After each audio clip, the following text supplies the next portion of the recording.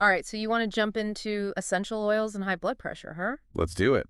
This is fascinating stuff, and you guys specifically asked us to dive into this, so Yeah. let's get right to it. Yeah. Um, Essential oils have been used for health for centuries. It's really fascinating, because today's scientific research is really starting to catch up Right. and dig into how and why they work. I think that's what's so interesting for me is that we're at this point where we have, ancient wisdom and modern research Right. sort of meeting in the middle, Yeah. which I think is really, really interesting. But before we get too far, I think it's important to sort of define, like, when we say high blood All pressure, right. we're talking about hypertension. What is that? Exactly. It's not just being stressed. It's like the force of your blood pushing against your artery walls is really high. Yeah. And if you imagine your arteries as like a highway Yeah. and your blood is all the traffic, that traffic is constantly like putting stress on those roads. Yeah. And eventually that's going to cause some wear and tear. You could have, increased risk of heart attacks or strokes. Yeah, and you might not even know that you have it. Right. Right. Right. So it's one of those silent things Those that die. you might not even realize is a problem until it's too late. Yeah. So let's talk about, like, I think it makes total sense that people are drawn to natural approaches to health, right? Mhm. And so I know you're someone who's really interested in that. A lot of people are looking for these options that work in harmony with their bodies. Yeah. And so I think that's where essential oils come in.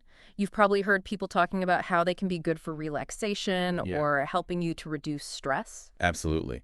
And a lot of sources actually say that stress is one of the main factors that can influence blood pressure. It's that thing, a stressed mind equals a stressed body. Yes, exactly. And when you are stressed, your body's releasing all these hormones, cortisol, adrenaline, the ones, Yeah. they actually constrict your blood vessels, which makes your blood pressure go up temporarily. So I guess the big question is, okay, so if these oils can help you to manage your stress and promote relaxation, can they actually help you manage blood pressure? Well, that's the million-dollar question, isn't it? Yeah.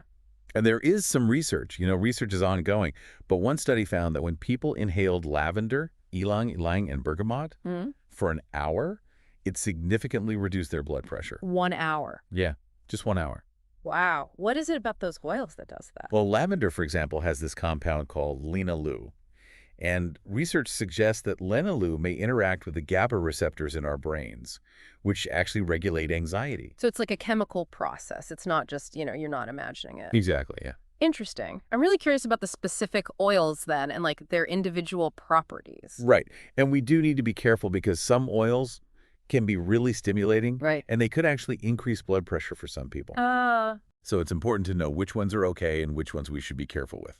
So let's start with the ones that are okay. Like, what are the ones that are often recommended for potentially supporting healthy blood pressure? Well, we talked about lavender. Yeah.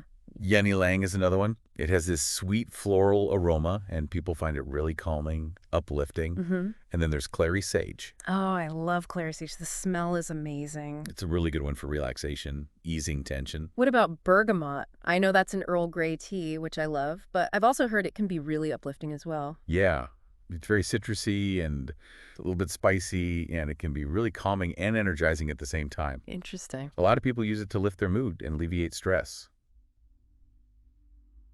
Oh, and how could I forget? Frankincense. Oh, yeah. It's used for stone. centuries. It's really good for grounding, Hmm. meditative Yeah. for calming the mind.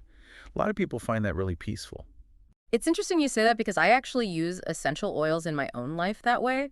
Like, I diffuse lavender oil like every night before I go to bed. Yeah.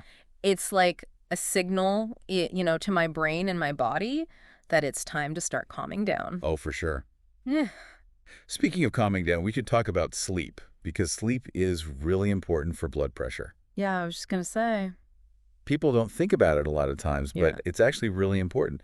When you don't get enough sleep, your body makes more of that stress hormone, cortisol, and that can increase your blood pressure. It's like your body's in overdrive all the time. Exactly. And I know for me, like, if I don't get enough sleep, I'm way more stressed out during the day, Yeah, just naturally. sure. So you really got to make sure you're getting enough sleep and, restful sleep.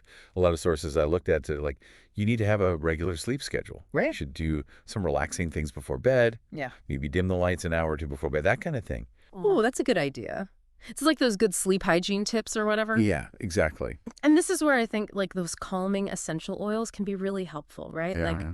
diffusing lavender or using a pillow spray with lavender. It's just so calming. It can really help. Yeah, you got to find what works for you, right? Right.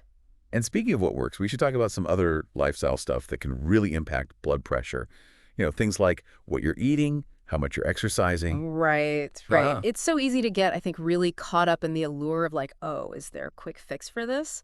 But a lot of times it really is just about Just the basics. the basics, right? Exactly. Yeah. So let's talk about diet first. Like, what are some of the takeaways that you got from the sources that you read? A lot of them talked about the DASH diet, Okay. which stands for Dietary Approaches to Stop Hypertension. It's a mouthful. It is a mouthful. But basically, you want to eat more like whole, unprocessed foods. Okay. And you really want to cut down on sodium, Hmm. salt. So when you say cut down on sodium, what does that actually look like, though? Like, how do you do that?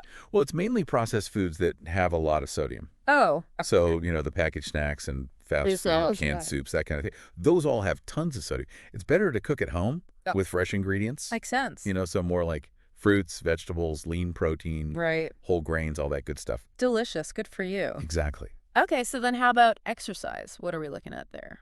You don't have to go crazy. Okay. Just try to get like 30 minutes most days of the week Okay. of moderate exercise. Okay, so like 30 minutes most days a week. Got it.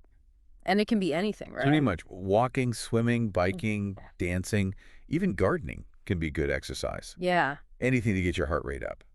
I love that. And this is, again, another place where I feel like essential oils could be incorporated. Like diffusing citrus oils while you work out or using peppermint oil to help with sore muscles after. Sure. Yeah, It's that idea of like everything we're talking about is all very holistic, right? it is. Yeah. And speaking of holistic, we've got to talk about stress management. Oh, right, right. Of course, yeah. Different for everybody. Right. Some people like meditation or yoga. Yeah. Other people need something more active like dancing or running, or even just spending time in nature can be really good for stress. I was just thinking that. Yeah. Going for a walk in the park, something like that. And it's actually really good for blood pressure too. Wow. So it's interesting how it all just kind of ties together, right? Totally does. Like all these things that we're talking about, the oils, the lifestyle changes, it's all about just like being aware Yeah. of your body and how you're feeling Yeah. and making choices based on that. Being mindful. Yeah. It's like we keep circling back to this idea of mindful awareness, Yeah. Yeah. Exactly. like paying attention to what your body's telling you and then actually like doing something about it. It's interesting. A lot of the sources I was looking at were saying that essential oils can actually help with that. It's not just that they're like a remedy, but they're more like an invitation to like connect with yourself more deeply. But that's interesting. What do you mean by that? How does that work? Well, think about it. When you're using essential oils, you're really taking the time to like smell them, and maybe Yeah. you're like massaging them into your skin. It just makes you more aware of your body. You're really present in that moment. Exactly. And when you start paying more attention to your body, you start to notice things. Like maybe you notice that you tense up when you're stressed, Mhm. or maybe you realize you need to get outside more. Yeah. And when you start to notice those things, you can actually do something about it. So it's almost like those oils are like these little reminders throughout the day Yeah. to like check in with yourself and Yes. see how you're feeling. Yeah. And to make choices that are good for you. That makes a lot of sense. Yeah. So it's not just about like, oh, I have this one problem, I need this essential oil to fix it. It's more about like, That's a bigger picture. exactly, thank you. Yeah. Yeah. It's more holistic than that. And that's what I think is so cool about this whole thing. There's no magic bullet. It's more about figuring out what works for you. The journey. It is, yeah, And it sounds like essential oils can be a really great part of that journey. definitely. Well, I feel like we've only just like scratched the surface here. Yeah, there's so much more to learn. Right. But as we kind of wrap things up here, I want to leave our listeners with something to think about. What if, instead of trying to find that like quick fix, what if we just approached essential oils and our health in general with like an open mind, with curiosity? What could you learn about yourself and your body if you just paid attention and used essential oils as part of your routine along with all the other good stuff we talked about, Yeah. like diet and exercise and all that. It's really pretty amazing when you think about it. That's such a great point. Well, thank you so much for joining us for this deep dive into essential oils and high blood pressure. And to everyone listening, until next time, keep exploring and keep learning. We'll see you all soon.